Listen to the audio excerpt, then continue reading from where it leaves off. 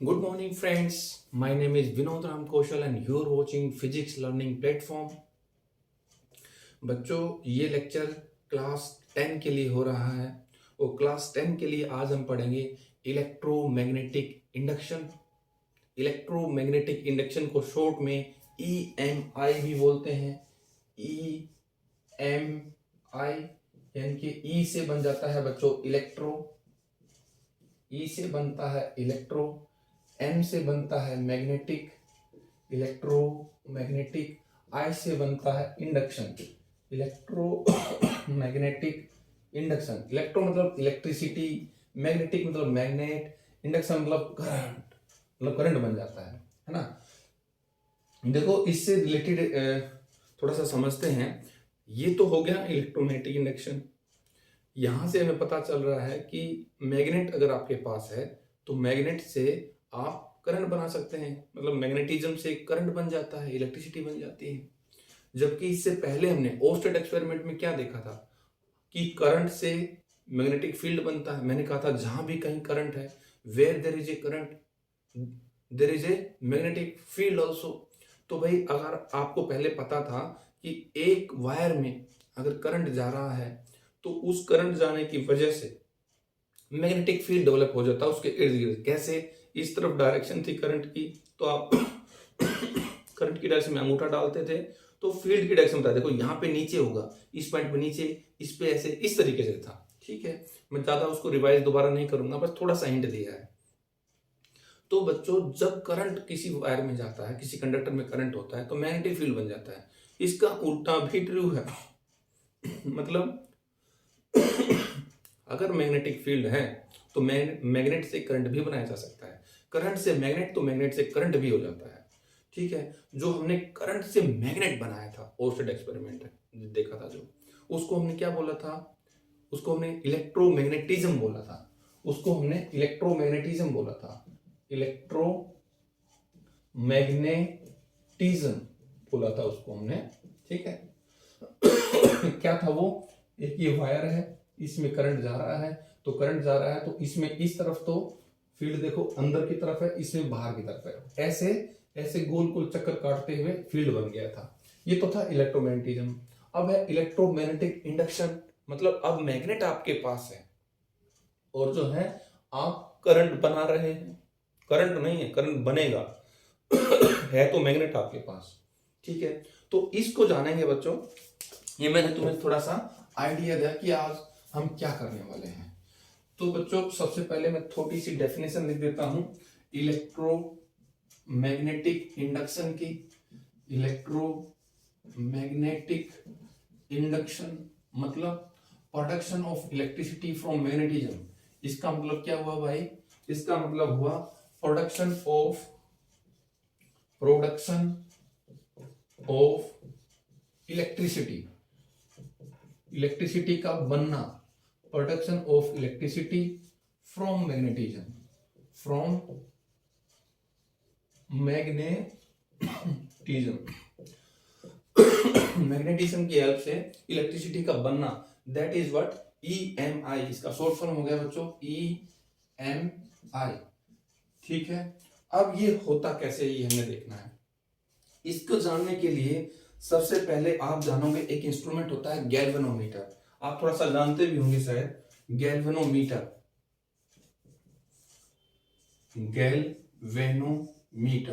Galvanometer एक ऐसा electrical device है, गैल्वेनोमीटर एक ऐसा इलेक्ट्रिकल डिवाइस है बच्चों जो ये बता देता है कि किसी वायर में करंट है या नहीं। और इतना ही नहीं, करंट है या नहीं ये तो बताएगा ही, ये भी बता देगा अगर है करंट है उस वायर में तो किस डायरेक्शन में जा रहा है। आपको मैंने बताया था ना, अल्टरनेटिंग करंट की डायरेक्शन होती है कभी इधर कभी उधर। ठीक है, तो किसी वायर में करंट की डायरेक्शन क्या है ये भी बता देता है। सबसे पहले तो यही बताएगा कि करंट है भी या नहीं है। हमारे पास जब भी कोई इंस्ट्रूमेंट खराब हो जाता है, जैसे आपका पंखा नहीं चल रहा है या कुछ नहीं चल रहा है, मिक्सी नहीं चल रही है, तो पहले वो उस वायर को देखता है कहीं वायर तो खराब नहीं हो गया है। वायर के अक्रॉस एक गैल्वेनोमीटर लगा के देखता है। अगर गैल्वेनोमीटर लगाने से कोई डिफ्लेक्शन हो रहा है, गैल्वेनोमीटर एक छोटा सा इंस्ट्रूमेंट होता है बच्चों, इस तरीके से ऐसे समझ लो कि ये नीडल है, बीच में 0 होता है, इस तरफ 1 2 3 ऐसे कुछ वैल्यू होती है, 1 2 3, ठीक है, इस तरीके से वैल्यू होती है। तो अगर करंट हो, इसमें आपने एक वायर जोड़ दिया इस तरीके से, अगर इसमें से करंट आएगा तो ये नीडल जो है जीरो पे, जीरो, जब तक करंट नहीं है, जब तक करंट जीरो है, जब तक तो ये नीडल जीरो पे ही रहेगी, मतलब कोई डिफ्लेक्शन नहीं है। ये बता रहा है डिफ्लेक्शन नहीं मतलब करंट नहीं। अब अगर मान लो कोई करंट इसमें आ गया, करंट आ गया इस तरफ आ गया, तो ये डिफ्लेक्शन इस तरफ दे देगा। करंट क्या, करंट की वजह से डिफ्लेक्शन दे देगा। डिफ्लेक्शन देने का मतलब पहले तो ये होगा कि करंट है, दोबारा फिर इसने ये भी आपको इशारा दिया कि करंट की डायरेक्शन इस तरफ है भाई, है ना, इस तरफ होने से जो हो वो आप ले लेंगे। और अगर मान लो इस तरफ आ रहा हो तो ये इस तरफ आ जाएगा, ठीक है। तो गैल्वेनोमीटर एक ऐसा इंस्ट्रूमेंट है with the help of you can detect the current flowing in the wire या कंडक्टर। लिख दो जरा इस डेफिनेशन को। It is an electrical device, it is an electrical instrument कह लो, it is an electrical instrument which detect small currents, मतलब छोटे करंट दिखाता है, चलो करंट ही लिख लो, which detects current flowing in the conductor, current flowing in the conductor. ये एक ऐसा डिवाइस है जो कंडक्टर में करंट के फ्लो को बताता है या नहीं है। देखो मैंने क्या लिखा, इलेक्ट्रिकल इंस्ट्रूमेंट विच डिटेक्ट, मतलब वो पता लगाता है या नहीं है current flowing in the direction, ठीक है। यहाँ पे एक बात और लिख सकते हो, it also indicates the direction of current। अगर करंट है ना तो यही नहीं है कि यस और नो बताता है, अगर है तो उसकी डायरेक्शन भी बताएगा। It also indicates the direction of current, current की डायरेक्शन भी ये बताता है। तो आपको गैल्वेनोमीटर पता चल गया, छोटा सा डब्बे टाइप का होता है जो मैंने अभी बनाया था। ये पता होना जरूरी है जो हम एक्सपेरिमेंट करने जा रहे हैं। अब एक्सपेरिमेंट क्या करने जा रहे हैं बच्चों, मेरे को ज्यादा स्पेस चाहिए, तो ये तो छोटी सी डेफिनेशन थी, मैं इसको साफ कर देता हूँ, आपको गैल्वेनोमीटर समझ में आ गया होगा। गैल्वेनोमीटर क्या है, कुछ नहीं, एक ऐसा डब्बा है, एक ऐसा इलेक्ट्रिकल इंस्ट्रूमेंट है जो करंट बता देगा किसी वायर में है या नहीं, और अगर हो तो उसकी डायरेक्शन भी बताएगा कि इस तरफ है भाई करंट, इस तरफ फ्लो कर रहा है। अगर नहीं होगा तो डिफ्लेक्शन जीरो पे ही रहेगा उसका। इसका मतलब आपको पता चल गया कि वायर में कुछ खराबी है, वायर सही नहीं है, कटा हुआ। अब बारी आती है कि ये जो EMI आपने पढ़ा है उसका प्रूफ देखें दो तरीके से। पहला प्रूफ क्या है, पहला प्रूफ है इलेक्ट्रोमैग्नेटिक इंडक्शन। बच्चों शॉर्ट फॉर्म लिख रहा हूं क्योंकि बड़ा टॉपिक का नाम है। Electromagnetic induction using a straight wire, मतलब एक सीधा wire, and a horse shoe type magnet, horse shoe type magnet का मतलब जैसे घोड़े का पैर देखा, जो उसके खुर होते हैं, जो पैर होते हैं नीचे नाखून होते हैं, उसके नीचे हम एक लोहे के उसके पैर लगवाते हैं उसको, वो थोड़े ऐसे होते हैं इस तरीके से, है ना, इस तरीके से। तो एक तरह से यू शेप मैग्नेट है, ये यू शेप मैग्नेट है ना, इसको बल्कि थोड़ा सा और मोड़ देते हैं इस तरीके से, तो ये यू शेप मैग्नेट हो जाएगी। कहीं मान लो यहाँ नॉर्थ हो, यहाँ साउथ हो, है ना। हॉर्सशू टाइप मैग्नेट का मतलब एक यू शेप मैग्नेट। तो EMI हम इलेक्ट्रोमैग्नेटिक इंडक्शन प्रोसेस करेंगे एक स्ट्रेट वायर को लेकर के और हॉर्सशू टाइप मैग्नेट लेकर के। इसमें क्या है बच्चों, देखो जैसे हमने यहां पर एक नॉर्थ पोल ले लिया, इधर एक साउथ पोल ले लिया, यहां पर, ठीक है, और आपने एक वायर यहां से ले रखा है, इस वायर को यूं करके, और आपने यहां पर एक गैल्वेनोमीटर से इसको जोड़ रखा है। ये जी लिख दिया बच्चों, वैसा डिब्बा नहीं बनाया, आप समझ लो गैल्वेनोमीटर है, क्योंकि हम यहाँ ड्राइंग मास्टर नहीं है, हमें तो चीजों को सीखना है, साइंस की चीजें। इसको मान लो ये गैल्वेनोमीटर, इसको ऐसे ही दिखाया जाता है। तो भाई जब ये वायर इधर जा रहा है, आप क्या करेंगे, इस वायर को हिलाएंगे, जैसे ये नॉर्थ साउथ पोल है, मैग्नेट है, इस वायर को अगर आपने पकड़ के ऊपर की तरफ करते हो, इस वायर को आप ऊपर की तरफ, मतलब इसमें मूवमेंट लेके आते हो ऐसे, perpendicular to the direction of magnetic field. देखो मैग्नेटिक फील्ड की डायरेक्शन क्या होगी, नॉर्थ से निकलती है साउथ तरफ जाती है, ये मैग्नेटिक फील्ड की डायरेक्शन हो गई। अगर आप इस वायर को ऊपर की तरफ खींचते हैं बच्चों, ऊपर की तरफ, तो इसमें करंट पैदा हो जाता है। और नीचे की तरफ करते हैं तब भी करंट, ये डिफ्लेक्शन जो है, अगर मैं इसमें ये दिखा दूं ऐसे, ये दिखा दिया, अभी ये 0 पर है, ठीक है। जब आपने इस वायर को बिल्कुल भी नहीं हिलाया, बिल्कुल भी मूवमेंट नहीं दी है, तो ये 0 पर है ये डिफ्लेक्शन। लेकिन जैसे ही आप इसको किसी भी तरफ खींचेंगे, या तो इधर या उधर, ऐसे ऐसे खींचेंगे तो कुछ नहीं होगा। देखो इस तरफ तो मैग्नेटिक फील्ड की डायरेक्शन है, अगर आप इस वायर को ऐसे करेंगे तो कुछ नहीं होगा, ऐसे करेंगे तो कुछ नहीं होगा। लेकिन इस वायर को अगर आप perpendicular to the direction of field करेंगे, ऐसे ऐसे, या तो आपकी तरफ खींचोगे या बोर्ड की तरफ, और अगर ये ऐसे रखा गया है तो या तो ऊपर खींचो या नीचे खींचो, ठीक है। तो क्या होता है, इसमें करंट पैदा होता है। करंट पैदा होना ये बताएगा, जैसे आपने यूं खींचा तो इसमें करंट पैदा, उसकी डायरेक्शन कैसे बताते हैं, फ्लेमिंग राइट हैंड रूल से। पहले एक बार, बाद में मैं इसको समझाऊंगा, एक बार नोट कर लो क्या है। जैसे लेफ्ट हैंड रूल था, डीसी मोटर में लेफ्ट हैंड रूल था, वैसे ही राइट हैंड रूल में लेकर करते हैं। क्या आपको बताया था नहीं, 4 फिंगर होती है। 4 फिंगर का मतलब मैग्नेटिक फील्ड की डायरेक्शन है। ये क्या है, सेंटर फिंगर मतलब करंट की डायरेक्शन है। ये क्या है, थंब मतलब फोर्स या मोशन है, ठीक है बच्चों। तो देखो यहां पर मैं राइट हैंड रूल लेके देखता हूं, जब मैं इस वायर को इस तरफ खींचता हूं, इस तरफ खींचा और फील्ड, चलो अपने राइट हैंड की तीनों उंगलियों को, सेंटर फिंगर, 4 फिंगर और अंगूठे को इस तरीके से अरेंज करो कि म्यूचुअली परपेंडिकुलर हो।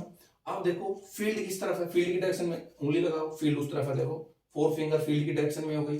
अब दूसरा क्या है, मोशन किस तरफ किया आपने, पहले मैं कह रहा हूं कि वायर को मैंने आपकी तरफ खींचा, वायर को मैंने ऐसे खींचा, तो देखो वायर, ये है फोर्स, तो इसको तो रखो फील्ड की डायरेक्शन में, और ये जिस तरफ वायर को फोर्स किया उस तरफ, ये वायर इस तरफ खींचा, फील्ड उस तरफ, तो ये जो है उंगली सेंटर फिंगर, ये करंट की डायरेक्शन दिखाएगी। यानी कि आपकी तरफ खींचने पर, इस वायर को अगर मैं बोर्ड से आपकी तरफ खींचूंगा, या अगर आप कॉपी में अभी लिख रहे हो, तो कॉपी में लिख रहे हो, तो अगर आप वायर को ऊपर की तरफ खींचोगे, तो बात कर रहा हूं, इधर खींचा तो करंट किधर आया भाई, इस तरफ करंट इसमें बना, इस तरफ करंट बनेगा, ये यहां से आ रहा है। तो अगर मान लो इसमें गैल्वेनोमीटर में यहां लगा दिया, तो इसकी कैसे, किस तरफ जाएगा, ये आ रहा है तो ये इस तरफ आई आया, तो ऐसे डिफ्लेक्शन हो जाएगा। मान लो पहले ये ऐसे था, पहले ये ऐसे था, तो गैल्वेनोमीटर इस तरफ हो जाएगा, इस तरफ आ रहा है तो, ठीक है बच्चों, ये डायरेक्शन आपको समझ में आई। अब अगर दूसरा डायरेक्शन ले, दूसरा डायरेक्शन में क्या है, अगर आप इस वायर को, ये तो वायर मैंने इधर खींचा था, सो कैसे दिखाऊंगा बच्चों, आउटवर्ड, ये समझ लो कि मैंने इसको बाहर की तरफ खींचा, इस वायर को मैंने आउटवर्ड, ये मैग्नेटिक फील्ड की डायरेक्शन नहीं बच्चों, मैं खींचने की डायरेक्शन दिखा रहा हूं, क्योंकि बाहर की तरफ खींचना मैं दिखा नहीं पाऊंगा टेढ़ा मेढ़ा। आप समझो डॉट का मतलब क्या होता है, इस प्लेन से बाहर आता हुआ, आपने इस वायर पे फोर्स जो लगाया, जो फोर्स लगाया, मूवमेंट लगाई, वो बाहर की तरफ लगाई, जो बाहर की तरफ लगाई, तो देखो फील्ड उधर, फोर्स बाहर की तरफ, तो करंट ऊपर की तरफ, करंट यहाँ पे ऐसे, यहाँ पे ऐसे और यहाँ पे ऐसे, जब ऐसे आएगा तो इसको ऐसे करेगा, तो गैल्वेनोमीटर में डिफ्लेक्शन आ गया। लेकिन बच्चों अच्छा, एक और देखो, जैसे मान लो यही वायर था, इस वायर को आपने अंदर की तरफ ले गए, देखो अब मैं इसको अंदर की तरफ लेके जा रहा हूं, इस वायर को, जैसे ये था, अब ऐसे इस तरफ ले गया, या अगर आपकी कॉपी में है यहाँ पे रखा हुआ, तो वायर को नीचे ले गए, अब तक तो आप ऊपर लेके जा रहे थे, जब नीचे लेके जाओगे तो क्या होगा, यानी कि बोर्ड के अंदर लेके जाएंगे तो क्या होगा, देखो फील्ड तो उधर ही है, फोर्स अंदर की तरफ, तो करंट नीचे आ गया, देखो फील्ड उधर ही, फील्ड कभी नहीं बदली, मैग्नेट को तो आपने नहीं बदला, लेकिन फोर्स अंदर की तरफ, मतलब वायर को आप अंदर की तरफ ले गए, ठीक है भाई। आप सोचोगे बोर्ड में कैसे लग रहा है, अरे भाई आपने अरेंजमेंट ऐसे टेबल पे यहाँ कर रखा है, तो आप वायर को नीचे ऊपर तो कर ही सकते हो ना, तो यहाँ पर तो मेरे लिए यही है वो जगह, तो आपने फील्ड इधर लिया और फोर्स आपने अंदर की तरफ लिया, तो देखो करंट नीचे आ गया, तो अब की बार करंट नीचे आ जाता है, करंट नीचे आएगा तो क्या होगा, सिर्फ मैं वायर को दिखा रहा हूँ कि बात, चलो यहाँ मैंने साउथ लिख दिया, जो था मेरे पास वही, यहाँ साउथ है और यहाँ नॉर्थ है बच्चों, ठीक है। तो अब की बार देखो नीचे आया, तो ये जो आपका ये था, यहाँ पर ये इस तरफ डिफ्लेक्ट कर जाएगा, मतलब जो देखो ये डिफ्लेक्ट भी कर रहा है और डायरेक्शन भी बता रहा है। डिफ्लेक्ट करने का मतलब करंट है, डायरेक्शन भी बता देगा, अभी इस तरफ है, देखो करंट की डायरेक्शन ऐसे है, ठीक है बच्चों। तो यहां से आपको पता चला कि किस तरीके से करंट डेवलप होता है किसी कंडक्टर को मूव कराने से। अब इसमें बारीक क्वेश्चन ये आता है कि इसमें ये करंट क्यों पैदा हुआ, करंट क्यों पैदा हुआ भाई, ये जो वायर था, जो भी ये वायर है, वायर क्या है, कंडक्टर है। एक कंडक्टर में आप जानते हैं, हमने इलेक्ट्रिसिटी में पढ़ा है कि बहुत सारे फ्री इलेक्ट्रॉन्स होते हैं, बहुत ही ज्यादा फ्री इलेक्ट्रॉन्स होते हैं। फ्री इलेक्ट्रॉन मतलब इलेक्ट्रॉन पे चार्ज होता है, मतलब कुछ चार्ज पार्टिकल है, चार्ज पार्टिकल है। और बच्चों आप क्लास 12 में पढ़ोगे, आपके 10th की क्लास में बिल्कुल कहीं मेंशन नहीं है, बट मैं एक लाइन बता देता हूं, जब भी कभी किसी चार्ज को, किसी मूविंग चार्ज को आप एक मैग्नेटिक फील्ड में रख देते हैं तो मैग्नेटिक फील्ड उस पर फोर्स लगाता है। क्या कहा मैंने? जब भी चलते हुए चार्ज पर, ऐसा चार्ज जो मोशन में हो, उसको आप किसी मैग्नेटिक फील्ड में रख दें तो उस पर मैग्नेटिक फील्ड एक फोर्स लगाती है। अब तक देखो, जब तक ये वायर रेस्ट में था, तो उसके जो चार्ज थे, जो इलेक्ट्रॉन्स थे, वो रेस्ट में थे। आपने तार को ऐसे चलाया तो एक तरह से वो जो इलेक्ट्रॉन्स थे वो चलने लगे, और जब चार्ज चलने लगेगा तो मैग्नेटिक फील्ड एक फोर्स लगाती है, और फोर्स लगाती है तो वो सारे जो इलेक्ट्रॉन्स थे वो पहले रेस्ट में थे, फोर्स लगाने से वो चलने लगेंगे, और जब इलेक्ट्रॉन चलने लगते हैं तभी तो करंट बनता है। इलेक्ट्रॉन जिस तरफ जाते हैं उसके अपोजिट डायरेक्शन में हम कन्वेंशनल करंट की डायरेक्शन मानते हैं। ठीक है बच्चों, ये चीज तो समझ में आई आपको। तो वैसे कई बच्चे सोच रहे होंगे कि सर आपने तो कहा था कि मेटल के अंदर, अगर ये मेटल है यहाँ पर, मेटल के अंदर बहुत सारे इलेक्ट्रॉन होते हैं, वो इलेक्ट्रॉन जिग जैग जो है ना ऐसे बहुत तेज स्पीड में चलते हैं। लेकिन बच्चों वो सारे इलेक्ट्रॉन मानता तो हूं कि बहुत तेज स्पीड में, कितनी, 10⁵ मीटर पर सेकेंड, यानी कि 1,00,000 मीटर पर सेकेंड की स्पीड से हमेशा, अगर आप इस बोर्ड में मेटल है यहाँ पर बात करो तो इसमें जो इलेक्ट्रॉन्स हैं वो बहुत तेज स्पीड से, यानी कि 1,00,000 मीटर पर सेकेंड की स्पीड से लगभग सभी इलेक्ट्रॉन्स जा रहे हैं, और बहुत सारे इलेक्ट्रॉन हैं, करोड़ों अरबों की संख्या में। तब आप सोचोगे कि सर ये क्यों कह दिया कि ये जब रेस्ट में है वायर तो उसमें इलेक्ट्रॉन चल नहीं रहे। भाई चल तो रहे हैं, लेकिन इस तरीके से चल रहे हैं, एक इधर एक उधर एक उधर, इसने इसका मोमेंटम खत्म कर दिया, इसने उसका मोमेंटम खत्म कर दिया। ठीक है, जिग जैग में चलते हैं, जैसे एक इधर जा रहा है तो दूसरा इधर जा रहा होगा, एक इधर तो एक इधर। भाई वेलोसिटी एक वेक्टर क्वांटिटी है ना, तो डायरेक्शन मैटर करती है। एक इधर जा रहा, मान लो ये 10⁵ से, एक 10⁵ से इधर, ये कट जाएगा तो 4 होना है, पता नहीं अरबों खरबों होते हैं। ठीक है, इतनी संख्या में होते हैं, दूसरे को काट देते हैं। तो ये मान के चला जाता है कि लगभग नेट वेलोसिटी देखो ओवरऑल, ये तो एक इलेक्ट्रॉन की है ना, एक इलेक्ट्रॉन इतनी स्पीड से चल रहा, अगर ओवरऑल आप देखो किसी, मान लो ये कंडक्टर है, मैंने मोटा सा वायर बना दिया, इसमें छोटा सा वॉल्यूम आप ले लें, तो इसमें जितने इलेक्ट्रॉन है बच्चों, वो हर इलेक्ट्रॉन इतनी स्पीड से चल रहा है, लेकिन उनकी डायरेक्शन इतनी रैंडम है, इतनी जिगजैग है कि ये मानो कि कोई चल ही नहीं रहा, एक दूसरे के इफेक्ट को कैंसिल कर देते हैं। तो एक तरह से जो वायर था, ये समझो उसमें इलेक्ट्रॉन है, लेकिन वो सोचो कि चल ही नहीं रहे, वो रेस्ट में है। लेकिन आपने अब इस वायर को ऐसे करके चला दिया, वायर को चला दिया, तो अब कह सकते हैं कि वो इलेक्ट्रॉन जो वो चार्ज है वो किसी स्पीड से चल रहा है। और हमने क्या कहा, मैग्नेटिक फील्ड में जब किसी चार्ज को रखा जाता है, एक्चुअली रेस्ट में अगर रखते हो तो कोई फोर्स नहीं लगता, लेकिन अगर मूविंग चार्ज होता है मैग्नेटिक फील्ड में तो उस पर फोर्स लगता है। और वो फार्मूला हम नहीं बताएंगे, बस इतना ही समझ लो, फोर्स लगता है, उस चार्ज पे फोर्स लगा। चार्ज कौन सा है? इलेक्ट्रॉन है। इलेक्ट्रॉन पे फोर्स लगा, मतलब इलेक्ट्रॉन आप मूव करेंगे, फोर्स लगते हो तो क्या होता है, मूवमेंट होती है। देखो आप फोर्स लगा तो मूवमेंट होती है, तो इन इलेक्ट्रॉन्स पर जो आपने मूवमेंट कराया, यानी कि वो चलने लगा, तो उस पर फोर्स लगेगा, एक पर्टिकुलर डायरेक्शन में फोर्स, इलेक्ट्रॉन्स चलने लगेंगे। और बच्चों इलेक्ट्रॉन जिस तरफ चलते हैं, मान लो इस तरफ इलेक्ट्रॉन चलने लगे, तो इस तरफ आप करंट की डायरेक्शन देते हैं, उसके अपोजिट डायरेक्शन में करंट क्या होता है, direction of positive charge. Current क्या होता है बच्चों, डायरेक्शन ऑफ पॉजिटिव चार्ज, है ना। तो इलेक्ट्रॉन इधर जा रहा है तो आप ये मान के चल सकते हो कि पॉजिटिव चार्ज इधर जा रहे होंगे, तो इस तरीके से आप कह सकते हो कि इसमें करंट डेवलप हो गया। इसमें एक खास बात यह है बच्चों कि जब तक आप तार को हिलाते रहेंगे, जब तक आप तार को मूव कराते रहेंगे, जब तक ही करंट बनता रहेगा। नहीं तो कोई जादू थोड़ी है कि भाई लो बिजली बन रही है, ये तो बहुत ही फ्री का काम हो गया। अगर आप तार को मूव कराएंगे तभी ये बनेगा, क्योंकि जब तक मूव नहीं कराएंगे आप तार में फोर्स लेके आएंगे, तार में मोशन लेके आएंगे, यानी कि इलेक्ट्रॉन को आप मूव कराएंगे, तभी इलेक्ट्रॉन पे फोर्स लगेगा और तभी करंट बनेगा। अगर आप इस तार को थोड़ा सा हिलाएंगे, जितना जब तक हिलाते रहेंगे तब तक ही डिफ्लेक्शन देता रहेगा, आप हिलाना बंद कर देंगे डिफ्लेक्शन बंद हो जाएगा। ठीक है भाई, ये तो सिंगल वायर की वजह से था। डरो मत बच्चों, राइट हैंड रूल जो है फ्लेमिंग, उसको हम अलग से बताएंगे। दूसरा देखो, दूसरा क्या है, electromagnetic induction. Electromagnetic induction using a coil लेंगे and a bar magnet, coil and a bar magnet, एक बार मैग्नेट और कॉइल लेंगे बच्चों। देखो अगर मैंने एक कॉइल ले लिया ऐसे, ठीक है, और यहां पर हमने एक गैल्वेनोमीटर लगा दिया ये देखने के लिए, अब ये 0 पे है देखो कि इसमें कोई करंट आएगा या नहीं आएगा।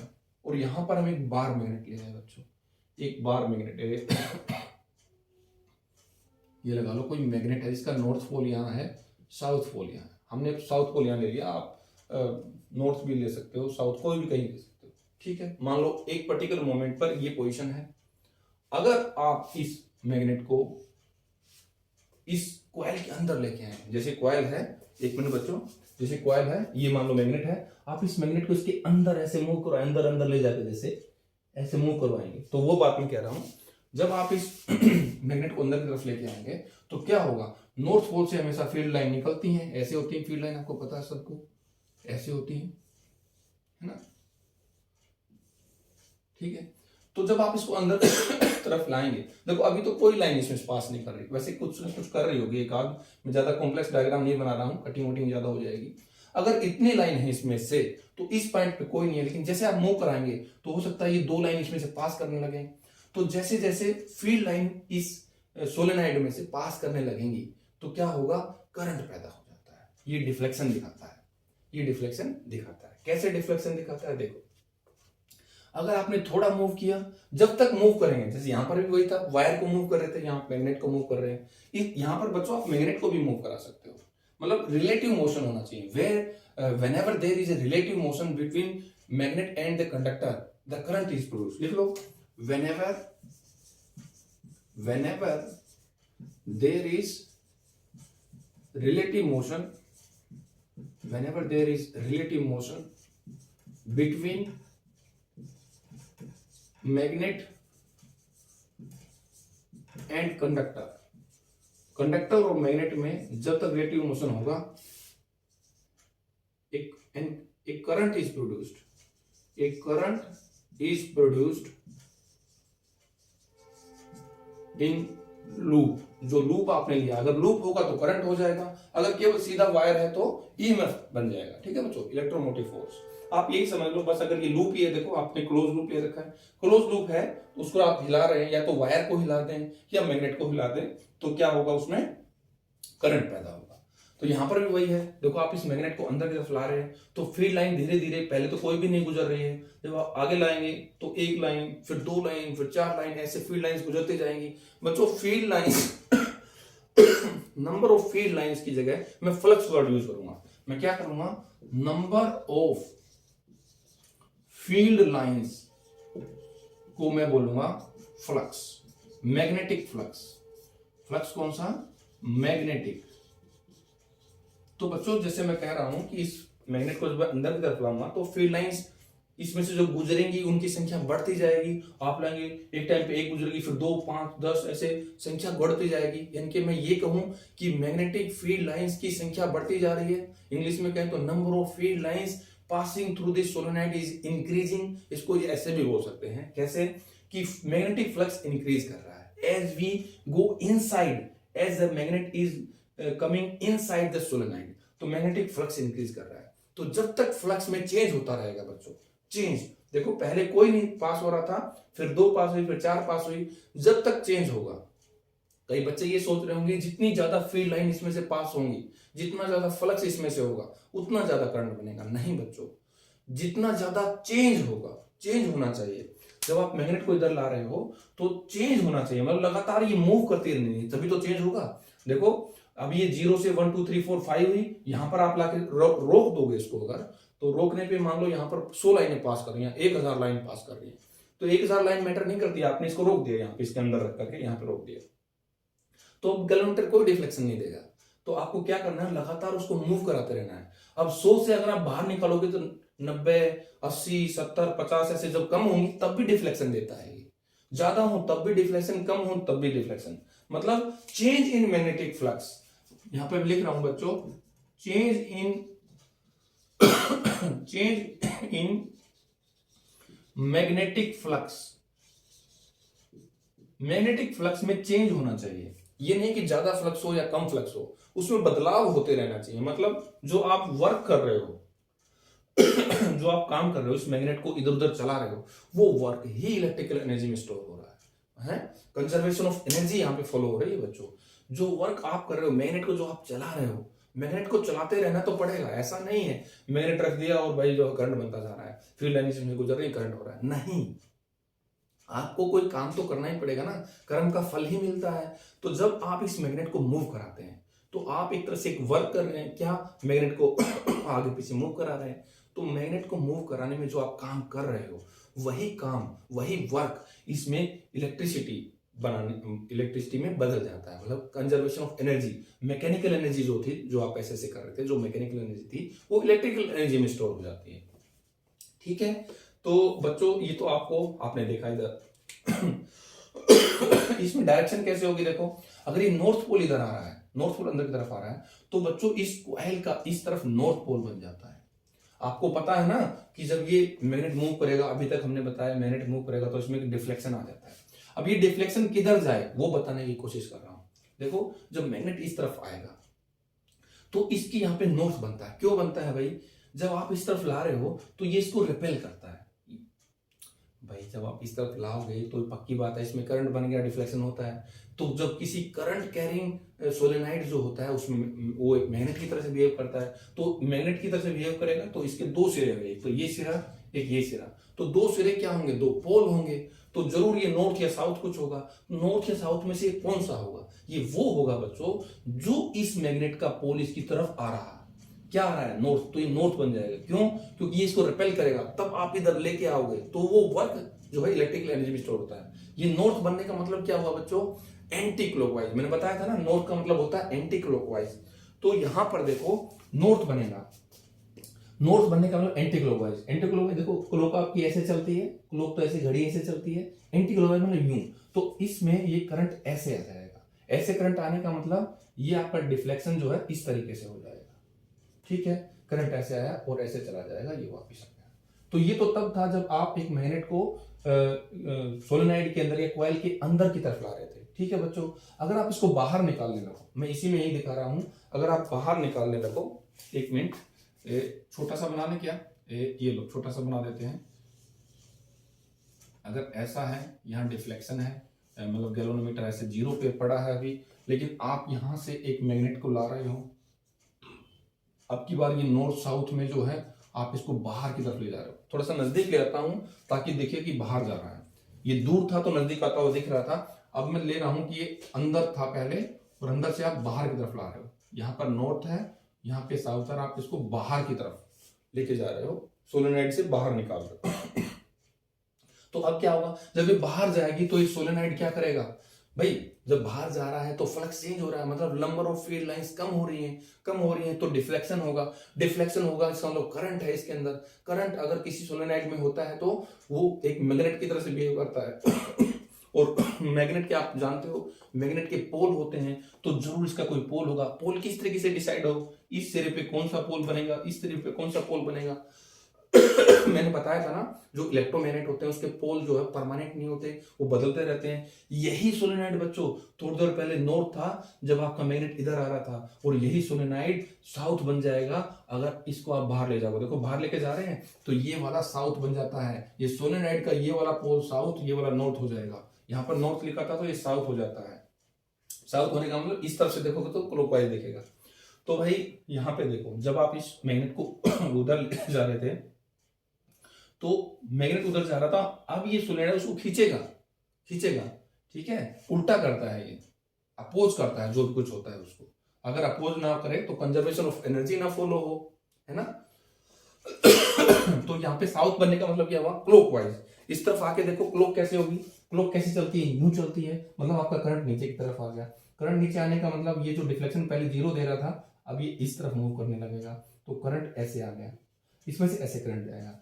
बच्चों मैंने अभी तो नॉर्थ इधर साउथ इधर लिया, आप साउथ इधर नॉर्थ इधर लेके भी कर सकते हो, और जरूरी नहीं है आप इस मैग्नेट को मूव कराओ। मैग्नेट को एक जगह पर रख दो, आप इस कॉइल को सोलेनॉइड को मूव करा लो। मतलब फंडा यही है इसमें, क्या है, चेंज इन मैग्नेटिक फ्लक्स होना चाहिए, मैग्नेटिक फ्लक्स में चेंज होना चाहिए। मतलब नंबर ऑफ फील्ड लाइंस की संख्या जो है वो बदलती रहनी चाहिए, जो इस कॉइल में से जा रही है। वो कब बदल सकती हैं, या तो आप मैग्नेट को इधर करोगे, देखो कम हो गई, इधर करोगे ज्यादा हो जाएगी, ऐसे करते रहो, कम ज्यादा होती रहेगी। अगर आप ये नहीं करना चाहते तो इसको तो एक जगह रख दो, इसको आगे पीछे कर लो, इसको दूर ले जाओगे तो देखो अब फील्ड कम जाएंगी इसमें से, इस कॉइल को नजदीक लाओगे तो ज्यादा हो जाएंगी। तो या तो इसको मूव करा लो या इसको मूव करा लो। इसीलिए एक वर्ड यूज होता है रिलेटिव मोशन। देखो, relative motion between magnet and the conductor, दोनों के बीच में रिलेटिव मोशन होना चाहिए, यानी कि ये चले या ये चले कोई फर्क नहीं पड़ता, लेकिन चलना चाहिए दोनों में से एक चलना चाहिए, मतलब उसमें से मैग्नेटिक फ्लक्स जो है वो चेंज होना चाहिए। बच्चों मैं शॉर्ट में लिख रहा हूं, मैं ज्यादा थ्योरी नहीं लिख रहा हूं, आप किताब से प्रेफर कर सकते हो।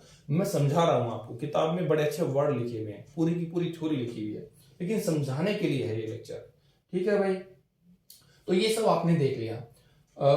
अब एक छोटा सा और है, मैं एक बार देख लूं टाइम कितना हो गया है, 30 मिनट हो गए हैं बच्चों। तो इसमें मैं छोटा सा एक और बताना चाह रहा हूं, एक एग्जांपल, इसको साफ कर लें, और फिर मैंने राइट हैंड रूल भी एक बार बताना है आपको, 10 मिनट और लग जाएंगे बच्चों, कोई बात नहीं। देखो अगर ऐसा हो मान लो आपके पास ये दो कॉइल हैं, एक ये है, ठीक है, और यहां पर आपने गैल्वेनोमीटर लगा रखा है, और एक और कॉइल आपके पास है, और यहां पर आपने एक बैटरी लगा रखी है। ठीक है बच्चों, ऐसे, और यहां पर कोई स्विच है बच्चों। जब ये ऐसे रखे हुए हैं, जब आपने इसको स्विच ऑन नहीं किया तो कोई दिक्कत नहीं है, ये गैल्वेनोमीटर 0 पर है। देखो यहाँ पर जैसे आपका स्विच ऑन करेंगे तो क्या होगा, इसमें इधर से करंट निकलेगा और इसमें से बहेगा। ठीक है, जैसे ही करंट इसमें से बहेगा, ये डिफ्लेक्शन देता है, ये एक बार हिलता है, जैसे आपने ऑन किया एक बार ये ऐसे हिलेगा, बस हिल के फिर रुक जाएगा। क्यों? जैसे ही आपने इसको ऑन किया, स्विच ऑन किया, इसमें से करंट आएगा, यहां से करंट बहने लगेगा। किसी सोलेनाइड में, ये सोलेनाइड है बच्चों, एक सोलेनाइड में जब करंट बहता है तो क्या होता है, मैग्नेटिक फील्ड बनता है। तो मैग्नेटिक फील्ड जब बनी, वो इसमें से भी गुजरी होंगी। जैसे इसमें से गुजरी, पहले तो इसमें से कोई नहीं गुजरी थी जब तक आपने इसको ऑन नहीं किया था, तो पहले फ्लक्स इसमें से 0 था, तो कुछ नहीं हिल रहा था। जैसे ही आपने स्विच ऑन किया, इसकी फील्ड लाइन इसमें से गुजरी 1 सेकेंड के लिए, पल भर के लिए, तो जो 0 से कुछ संख्या आ गई एकदम से, उसकी वजह से फ्लक्स चेंज हुआ। फ्लक्स चेंज होता है तो ये करंट को शो करता है। थोड़ा सा हिलेगा एक बार, बस एक बार हिलेगा, फिर दोबारा वहीं आ जाएगा। आपने ऑन किया और किए रखा, बस एक बार डिफ्लेक्ट करेगा। ठीक है, तो ये आपको समझ में आ गया एक बार डिफ्लेक्ट क्यों किया, बार बार क्यों नहीं डिफ्लेक्ट किया, करंट बना क्यों नहीं रहा। इसलिए नहीं बना रहा क्योंकि भाई इसमें जो मैग्नेटिक फील्ड लाइंस जो इसमें से बन रही थी, वो बस एक बार लगातार गुजरी और उनकी जो नंबर ऑफ फील्ड लाइंस है या फ्लक्स है वो चेंज नहीं कर रहा था। तो फिर आपने एक बार बंद कर दिया, इसको खोल दिया मतलब स्विच ऑफ कर दिया। स्विच ऑफ किया तो फील्ड लाइंस मान लो पहले इसमें से 50 निकल रही थी, अब बंद करते 0 हो जाएंगी, क्योंकि करंट नहीं है तो फील्ड नहीं है, तो फ्लक्स लाइन 0 हो गई। तो ये 0, तो ये भी 50 से 0, मतलब इसमें 50 था तो मान लो 40 पहुंच रही थी यहां तक, तो 40 से 0, अब फिर चेंज, तो बंद करते हैं, फिर एक बार डिफ्लेक्शन देता है। जैसे ही आपने इसको ऑन किया, पल भर के लिए डिफ्लेक्शन दिया, बाद में नहीं देगा, ऑन पड़ा रहा अब नहीं दे रहा। लेकिन जब आपने इसको बंद किया, फिर ये डिफ्लेक्शन देगा पल भर के लिए, फिर बंद करने के बाद फिर ये 0 दे देगा, एक बार डिफ्लेक्शन देगा फिर 0। तो बच्चों ऐसा क्यों हो रहा है, आपको समझ में आ रहा है? जैसे आप इसको ऑन कर रहे हो, इसमें से करंट इसमें से पास करता है, जब करंट पास करता है तो मैग्नेटिक फील्ड बनता है, मैग्नेटिक फील्ड बनने से वो इसमें से कुछ गुजरेगा तो डिफ्लेक्शन देता है, लेकिन लगातार नहीं देता है। क्यों? क्योंकि मैग्नेटिक फ्लक्स में चेंज नहीं हो रहा है। मैग्नेटिक फ्लक्स में चेंज कैसे हो, जब एक बार आप ऑन करें एक बार आप ऑफ करें, ऑन करें ऑफ करें, ऑन करें ऑफ करें, तो इसमें से ये बनता रहेगा। ठीक है, आपको आइडिया मिल गया इससे भी। ठीक है, तो अब एक बार राइट हैंड रूल को मैं लिख देता हूं, फ्लेमिंग राइट हैंड रूल कैसे है। देखो वही है जो आपने लेफ्ट हैंड रूल पढ़ा था, डायरेक्शन ऑफ करंट लिख देते हैं, डायरेक्शन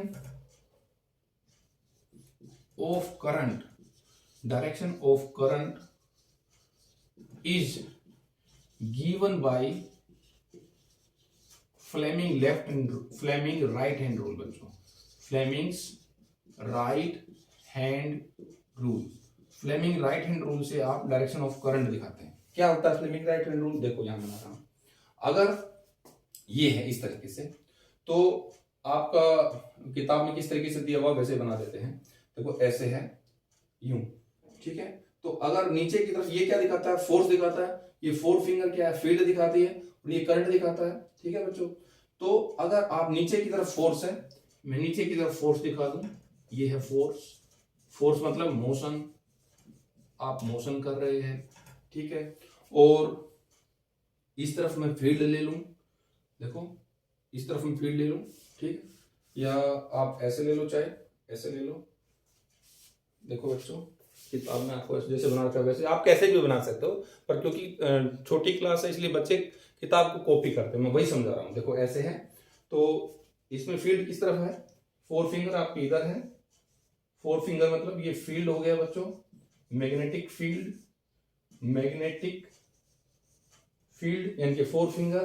तो ये देखो 90 डिग्री पे होना चाहिए, ये बिल्कुल 90 डिग्री पे होना चाहिए। ऐसे है तो ये 90 डिग्री पर है, ऐसे 90 डिग्री, ठीक है। फोर्स फील्ड तो अंदर की तरफ करंट दिखाया, अंदर की तरफ से दिखा नहीं सकते तो इसलिए ऐसे कर देते हैं। ये क्या हो गया बच्चों, करंट, ये करंट की डायरेक्शन हो गई, ऊपर की तरफ करंट, ठीक है। तो यहां से आप देख भी सकते हो, हमने ये समझाया था। देखो फील्ड किस तरफ है, इधर है, फील्ड है आपका इस तरफ, फील्ड इस तरफ हो गया। फोर्स आपने जब बाहर की तरफ खींचा था तो देखो करंट ऊपर हो गया था, और एक हमने मिटा दिया जो अंदर की तरफ किया था, ठीक है बच्चों। तो ये फोर्स नीचे की तरफ हो गया, फोर्स हो गया नीचे की तरफ, इस तरफ आ गई फील्ड। फील्ड का मतलब क्या है, 4 फिंगर।